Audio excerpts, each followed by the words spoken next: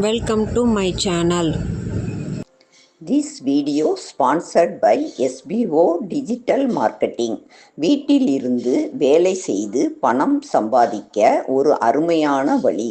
நம்பகமான company. Skip பண்ணாதீங்க, பெரிய தப்பு. தினம் 300 ரூபாய் சம்பாதிக்க அரிய வாய்ப்பு. இன்ஸ்டாகிராம், Facebook பயன்படுத்த தெரிந்தால் போதும். Content post and content publishing மூலமா தினம் 300 ரூபாய் சம்பாதிக்கலாம். இந்த வேலை செய்ய 5 நிமிடம் போதும். Work training support, group communication support, all language customer live chat support, முக்கியமா சொந்தமா ஒரு பிசினஸ் ஸ்டார்ட் பண்ற அளவுக்கு உங்களால கற்றுக்கொள்ளவும் முடியும், சம்பாதிக்கவும் முடியும். இந்த வேலை வாய்ப்பு வழங்குவது 5 வருடத்திற்கு மேல ரன் ஆகிட்டு இருக்க நம்ம தமிழ்நாட்டு company school of business organisation private limited. மேலும் விவரங்களுக்கு டிஸ்கிரிப்ஷன்ல கொடுத்திருக்க நம்பருக்கு வாட்ஸ்அப் பண்ணுங்க.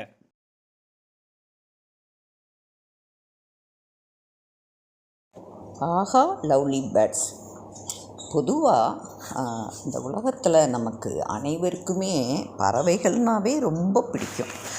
அதுவும் குறிப்பாக மயில்கள்னால் ரொம்ப ரொம்ப பிடிக்கும். அது பார்க்கவே அவ்வளோ ஒரு அழகாக இருக்கும்.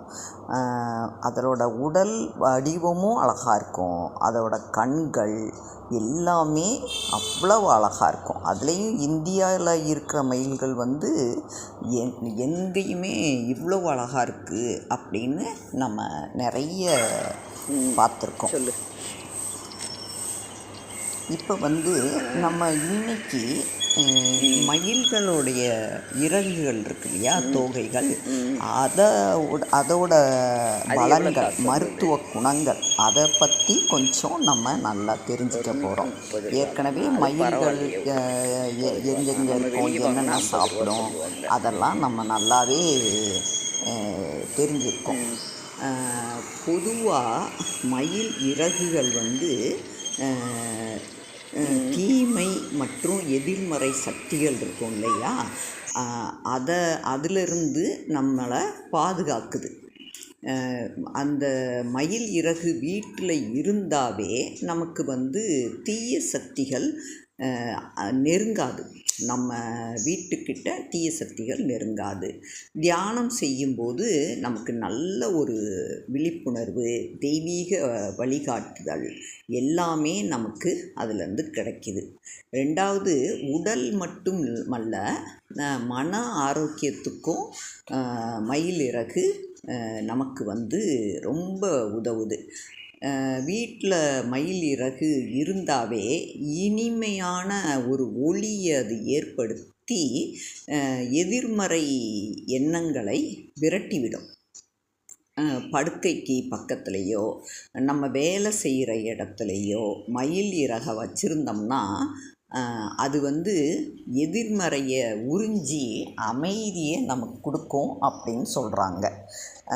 பொதுவாக ஆன்மீகத்தில் சடங்குகளில் எல்லாமே மயில் இறகு பாதுகாப்புக்கும் ஞானத்துக்கும் மற்றும் தெய்வீக ஆற்றலை ஈர்க்கிறதுக்கும் அது ஆதாரமாக நம்புகிறாங்க. ரெண்டாவது மயில் இறகு செல்களுக்குள்ளே ஏற்படும் அதிர்வு, அதோட செல்கள் இருக்கு இல்லையா, அந்த ஒயிட்டாக, அது சமநிலைப்படுத்துமா. உடலில் இருக்கிற நோய் எதிர்ப்பு சக்தியை அதிகப்படுத்தி நம்மளுக்கு எல்லாத்தையும் சமநிலைப்படுத்துமா. அப்புறம் ஆஸ்துமா, இருமல், இதுக்கெல்லாம் மயில் இறகு நல்லா உதவியாக இருக்கும். அதுபோக காயம், அந்த காயத்தின் மேலே நம்ம மயில் இறகை கட்டி வச்சோம்னாவே அந்த புண்ணெல்லாம் நல்லா ஆறிடும். தீக்காயங்கள் மேலே பொதுவாக மயில் இறகை வச்சு அந்த எண்ணெயோ எதையோ தடவி விடுவாங்க. அப்போ அதுவும் உடம்புக்கு நல்லது. மயில் இறகை பொடி பண்ணி நம்ம தேனோடு எடுத்து சாப்பிட்டோம்னா உடலில் இருக்கிற விஷத்தையும் அகற்றும், மற்ற எல்லா ஆரோக்கியத்தையும் நமக்கு மேம்படுத்தும். இது பொதுவாக மருத்துவ குணங்கள்லேயே சிறந்தது இதுக்கு இருக்குது அப்படின்னு பாரம்பரிய மருத்துவத்திலேயே மயில் இறகை பயன்படுத்துகிறத நம்ம மிந்தி இருந்தே நம்ம பயன்படுத்திக்கிட்டு இருந்தாங்க நம்ம முன்னோர்கள்லாம். இது ஆயுர்வேதத்தில் இந்த மயில் இறகை சேர்த்து தயாரிக்கிற மருந்துகள், ஆயுர்வேத மருந்துகள் வாந்தி, குமட்டல் அந்த மாதிரி இருக்கிறதெல்லாம் நல்ல குணமாகிரும்.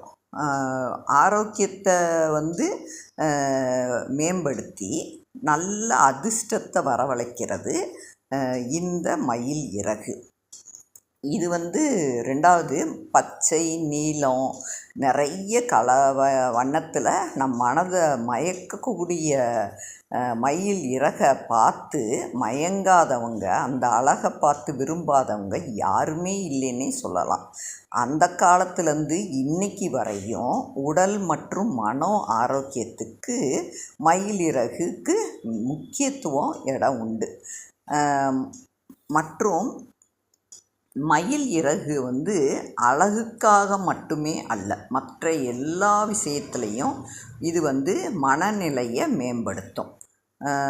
இது வந்து சித்த மருத்துவம், ஆயுர்வேத மருத்துவம், யுனானி மருத்துவம் எல்லா மருத்துவத்திலையும் மயில் இறகு இடம்பெற்றிருக்கு.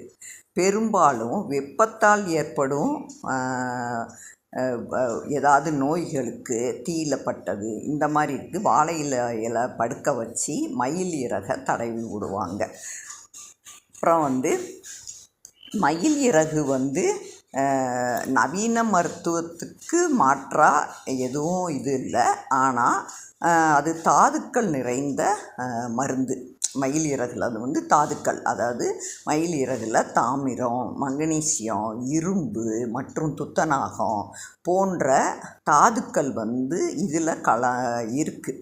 இந்த மயில் இறகை நம்ம பொடி பண்ணி அதை வந்து இது பண்ணி கொடுத்தோம்னா அதில் அவ்வளவு ஒரு எஃபெக்ட் இருக்கும். அப்புறம் வந்து பழங்காலத்தில் புத்தகங்கள்லாம் மயில் இறகை வச்சுருப்பாங்க. அது வந்து படிப்பு நல்லா வரும் அப்படிங்கிற ஒரு நம்பிக்கை இருக்குது. அப்புறம் மயில் இறகுகள் வந்து உடலில் இருக்கிற விஷத்தை, உடலில் வந்து உஷ்ணத்தால் ஏற்படுற விஷங்களை வெளியேற்றுவதற்கு மருந்தாகவும், ஆயுர்வேதத்தில் பல நோய்களை குணப்படுத்தவும் இது பயன்படுத்துது. இது வந்து பாம்புகளை வேட்டையாடும்.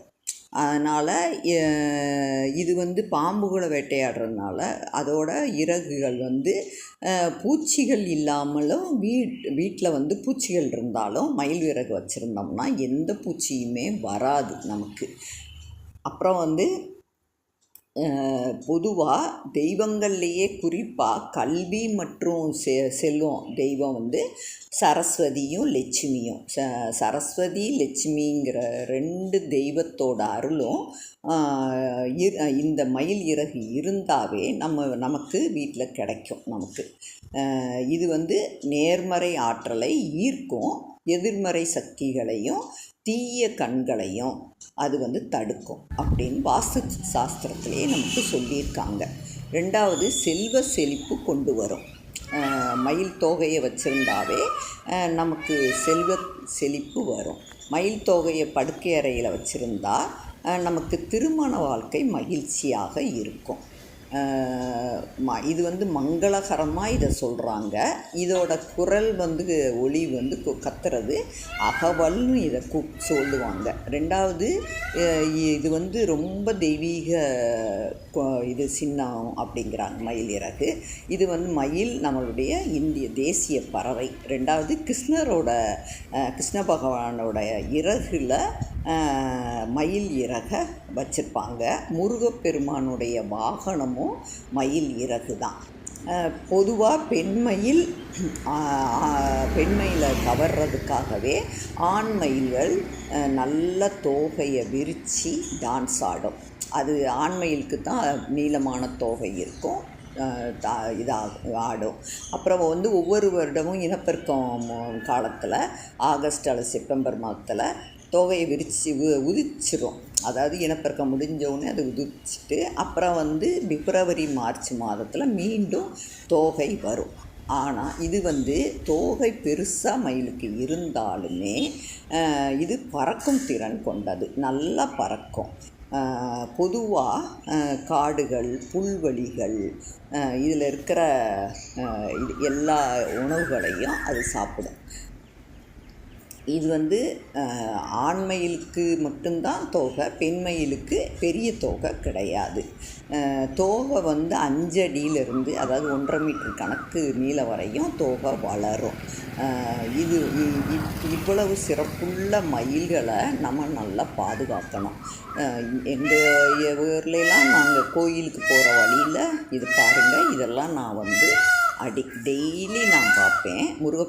பெருமானோட வாகனத்தை தரிசிச்சுட்டு தான் நான் கோயிலுக்குள்ளே நுழைவேன். எனக்கு அந்த அளவு அது பார்க்க அவ்வளவு மனசுக்கு சந்தோஷம், நிம்மதி எல்லாமே கிடைக்கும். அதை பார்த்தாலே நமக்கு ரொம்ப சந்தோஷமாக